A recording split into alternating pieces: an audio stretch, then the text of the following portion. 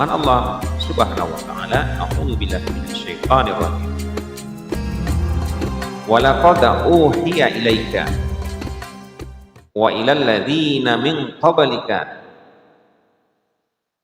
la in asyrakta la yahbatanna 'amaluka wa la takunanna minal khasirin. Dan sesungguhnya telah diwahyukan kepadamu dan kepada nabi-nabi yang sebelum kamu, jika kamu mempersekutukan Tuhan, niscaya akan dihapuslah amalmu dan tentulah kamu termasuk orang-orang yang merugi. Quran Surah Al-Zumar ayat 65. Yang ketiga,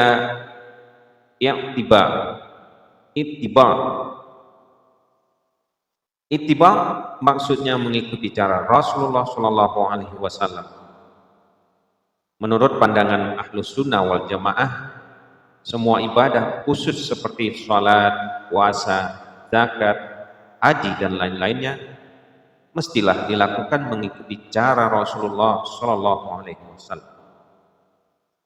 Karena baginda Shallallahu Alaihi Wasallam manusia yang paling mengetahui cara yang paling tepat dan paling sempurna bagaimana cara beribadat kepada Allah Subhanahu wa taala. Sungguh banyak keterangan yang menyatakan hakikat ini. Antaranya sabda Rasulullah sallallahu alaihi wasallam, "Shallu kama ra'aitumuni usolli." Salatlah kamu sebagaimana kamu melihat cara aku salat. Khudhu anna manasakakum. Ambillah daripadaku cara pelaksanaan ibadah haji.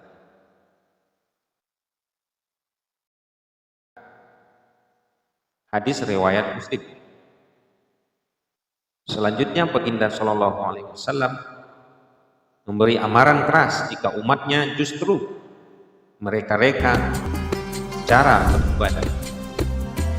Man amila amala laisa alaihi amru fa huwa radd.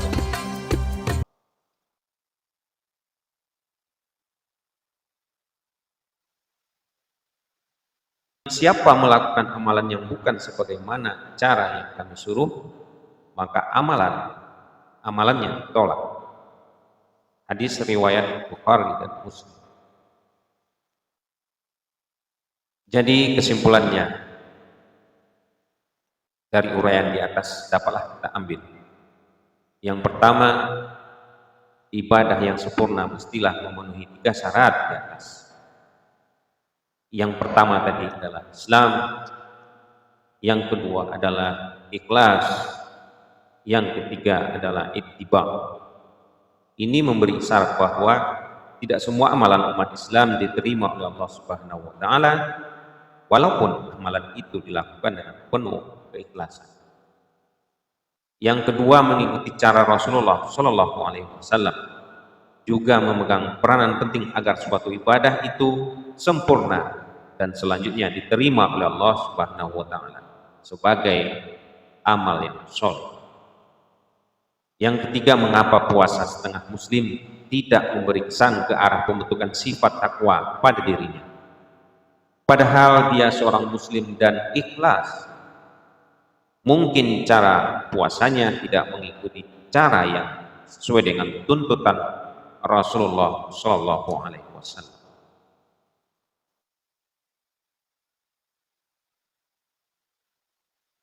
Sebelum kita membahas cara atau kaifiyat puasa Rasulullah Shallallahu alaihi wasallam, ada baiknya jika kita memperkatakan terlebih dahulu kelebihan bulan suci Ramadan dan fadilat puasa. Rasulullah Shallallahu alaihi wasallam bersabda, ketika akan tiba Ramadan, telah datang kepadamu bulan yang diberkati. Allah telah mewajibkan ke atasmu berpuasa di dalamnya. Pada bulan itu pintu-pintu surga dibuka, pintu-pintu neraka ditutup, dan para syaitan diikat. Juga terdapat pada bulan itu satu malam yang lebih baik daripada 1000 bulan.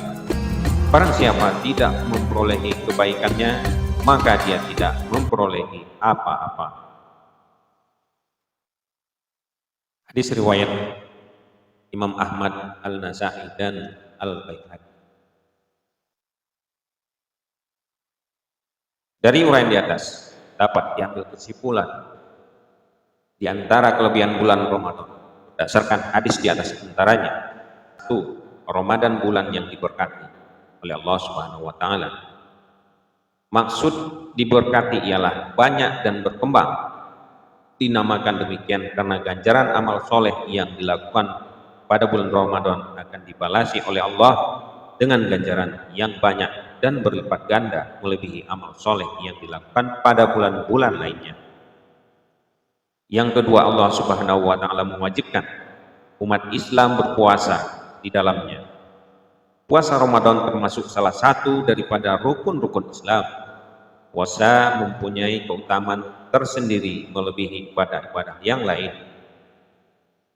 Ketiga, Allah Subhanahu wa taala membuka pintu-pintu surga dan menutup pintu-pintu neraka, dan para syaitan diikat dalam bulan Ramadan. Hakikat ini memberi isyarat jika muslim benar-benar melaksanakan puasa dan amalan soleh di dalam bulan tersebut sebagaimana petunjuk Rasulullah SAW, maka besar harapan dia akan terhindar daripada godaan syaitan dan selanjutnya layak masuk surga dan terhindar daripada siksa api neraka. 4. Di dalam bulan Ramadan terdapat Lailatul Qadar yang ganjaran amalan pada malam itu lebih baik daripada beribadah 1000 bulan. Malam ini sangat istimewa sehingga ia selalu dipanggil penghulu semua malam. Kelima, Nabi Muhammad SAW memberi amaran keras pada umatnya yang lalai dan tidak bersungguh-sungguh mencari kelebihan pada bulan tersebut, yang akhirnya begitu berakhir bulan Ramadan, maka tidak memperoleh ganjaran apa-apa dan dosa-dosanya juga tidak diampuni.